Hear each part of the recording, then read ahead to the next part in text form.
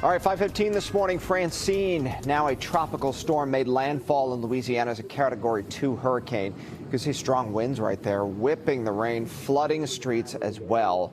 At its peak, wind gusts were reported 105 miles per hour. State of emergency still in effect in both Louisiana and Mississippi. Obviously, that area is still jittery after Hurricane Katrina many years ago, but it looks like the worst has passed for them this morning. Someone actually tweeted this morning, or rather last night, and said that this flooding was worse than Katrina for them. Yeah, the images out of New Orleans are rough to see right now. Yeah. Back here at home, we are just going through a stretch here, Tevin. It's unbelievable. Yeah, it's quite the opposite, and the reason for that tail is that there's a high pressure, an area rather of high pressure overhead that keeps us nice and protected. But opposite that high is the low, and that's that tropical entity here across the northern Gulf Coast now, portions of Louisiana, Mississippi, even Arkansas and Tennessee, not out of the woods from what is presently Tropical Storm Francine. And the remnant energy hangs across the southeast for the next several days throughout the weekend as well. Another area of high pressure drops down. It is that, by the way, that will keep Francine and its remnants to the south. I think maybe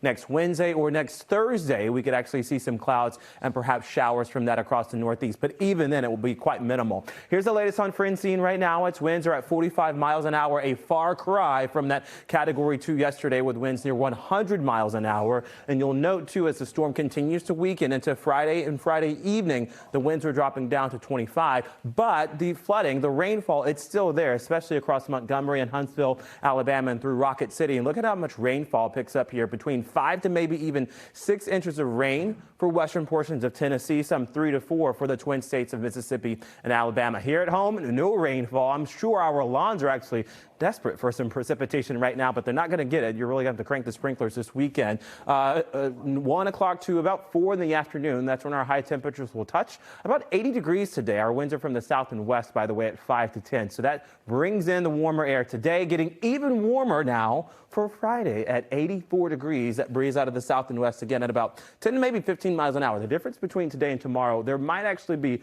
a few, and I mean a few, quick rain showers. Break out the spectacles and the glasses, and you may be actually able to see them tomorrow at about 4 to 5 in the afternoon. Here they come across the Merrimack Valley, perhaps trying to work its way into Boston. I don't think we see any widespread rainfall for the city, maybe across the North Shore, and that will be it. Even into Saturday, there's more sunshine on tap, which, by the way, will also bring in some warmer air. Here's your 10-day forecast at about 78 to 80 degrees on Saturday, 75 to 76 on Sunday with really dry skies. The humidity backs off yet again before it picks up next Tuesday and Wednesday. And remember how we talked about the remnant energy from Francine. We may see some of that across the eastern seaboard. It will be far different. It's going to be far weaker, and isolated rain showers is all we have right now. We'll talk about that rainfall deficit, by the way, for the entire month so far. Coming up. We were just saying crispy lawns, right? No doubt. My kids are already complaining. Very dry out there.